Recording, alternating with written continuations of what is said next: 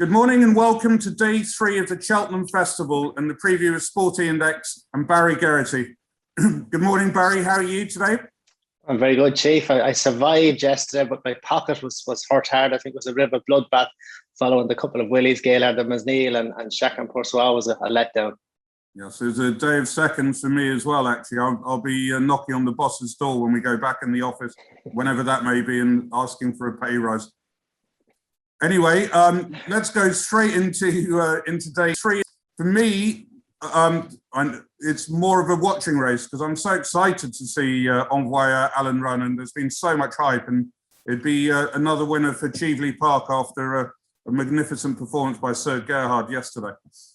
Yeah, of course, and the stable switch there didn't prevent be any issue, so I think it'll be the same with Envoy Allen. He's plenty in hand against the opposition. He's been foot perfect in everything he's done. And you could argue maybe Monkfish might have slightly underperformed yesterday, but overcame it. And I think if by any chance Envoy Allen is to underperform, I think he will overcome it. So he's fairly rock solid. Chantry House took a step back in the right direction the last time, and I think he might be next best. Yes, a couple of Nickies ran very well yesterday, I thought, particularly in the Coral Cup, which had a freak winner really. So betting wise, Envoy Allen is 4-9. Chantry House 8-1, Chambleu for the Skeltons 10-1, Chatham Street Lad 11-1, Fusel Raffles 16-1.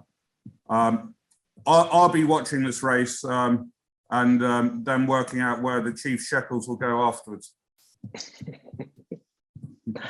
Right, we'll go on to the second today, and the 150, which is the Potemps, a race that the Irish traditionally dominate. I think you've won the last 5 of these, and Gordon Elliott, obviously Denise Foster now has trained the last 3 of them. And UK-wise, we've got Champagne Platinum and Imperial Alcazar towards the top of the betting. Yeah, I like both horses, and I tipped them up during the spring. I suppose the only negative for Imperial Alcazar is he has the penalty for his last win, for his win in the qualifier, which just puts him up in the weights. And it's just, you need that little bit in hand. You need that £7 in hand. I'd be afraid maybe that he's just shown his hand.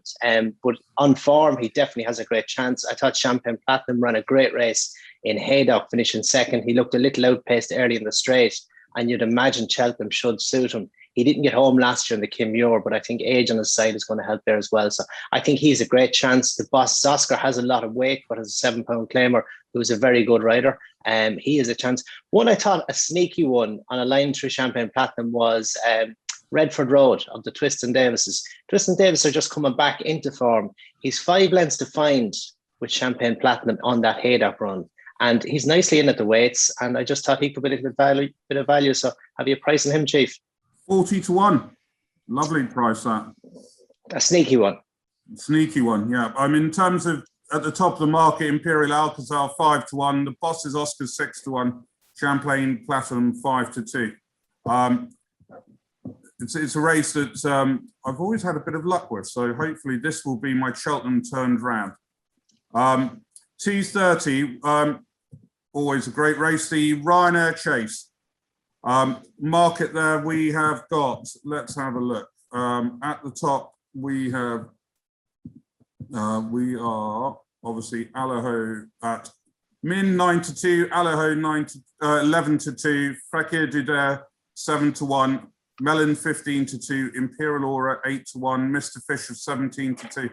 A dead competitive race and a really good renewal, I think. It is, yeah, and but there's a question mark over. I think the 3 of Willie's main players, Allaho, Min, and Mellon. And interesting that Paul Townend goes with Min.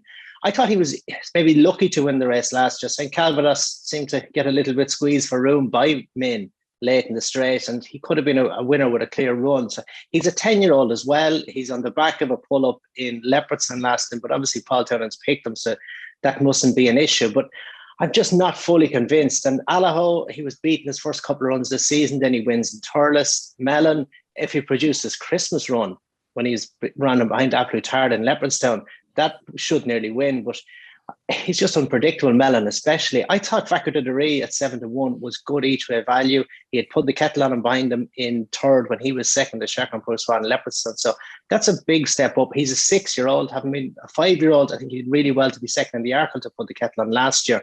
And he would have improved from 5 to 6. I think this is a strip 2.5 mile. I think he's a big shout and he's a good each way price at 7s. Excellent. I think my money in this race will be going with the 7-year-old. Mr. Fisher is what I like here, but anyway. What do I know? Then we go on to the big race of the day, the Stayers Hurdle, and seems a rock solid favourite there at 2-1 in Paisley Park. Cider Burley, the horse you know well, 5-1. Fury Road 5-1. The Storyteller 17-2. Yeah, well, sure. It all hinges on Paisley Park. And I think if the best Paisley Park turns up, he's going to be very hard to beat. For me, he's good value at 2-1. He had a heart issue last season in this race. And I think he'd be coming back to win a third in a row had that not been the case. His run on the long walk was brilliant with Time Hill, obviously. That is the strongest form in the race. And he sets the highest standard. So for me, he is the standout in the race and he's the one to beat. Sarah de Burley won the Pretense last season with top weight. That was a brilliant run, but he still has to make that step up to Grade 1 company. He disappointed slightly in Leopardstown at Christmas, but I don't think the yard's form was just, they weren't running brilliantly at the time. So that is a slight question mark. Fury Road has been a good few quid for, and he ties in well with Monkfish and Time Hill on last year. I think he's a place chance, but I think it all hinges on Paisley Park. If the real Paisley Park turns up, he wins. It's going to be a great race, whatever. The Stayers Hurdles. I've got so many heroes from that race over the years. Then we'll move on to the 340 and where we are 100 to 30, the Shunter, Far Class 6-1, Caribbean Boy 9-1, 11-1 bar. Yeah, a tricky handicap. Obviously, the Shunter's been to Kelso only 12 days ago, and that can't help his preparation. He's ducking and diving between hurdles and fences, and he's winning everywhere he goes, but you wonder how long that's going to last. But the 12-day turnaround from a trip over to Scotland and home and the trip back to England again, I don't think is ideal. But he has a great chance, but he's probably short enough. I think there's plenty in there. Caribbean Boy is definitely of interest.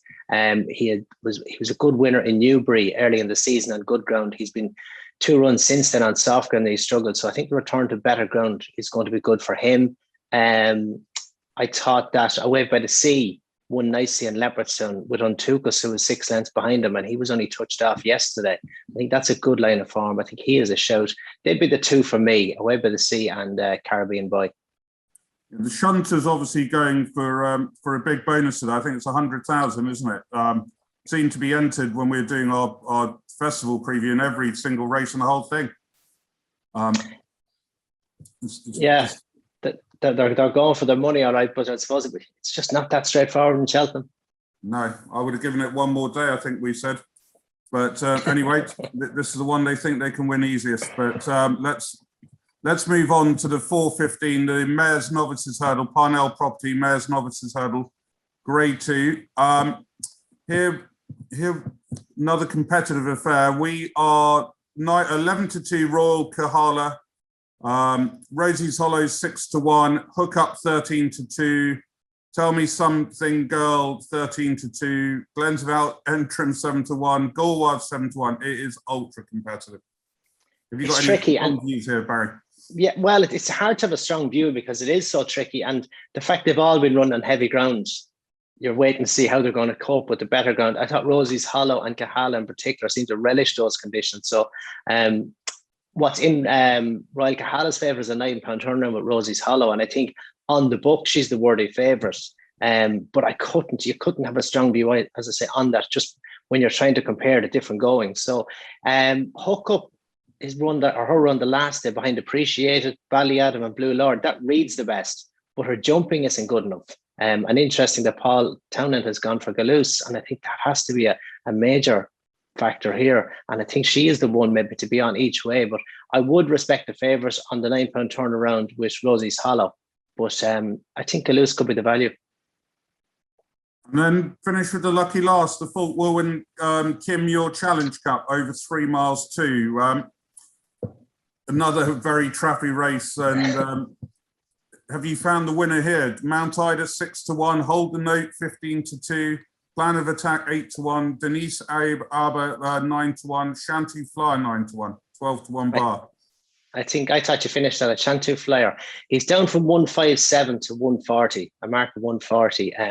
He's a stable switch to Paul Nichols, should I say. He has had 2 runs. He was second last time with Canton on heavy ground. For me, he's the one. He's proven stayer. He's good track form. He might be 10-year-old, and that's obviously a negative with him.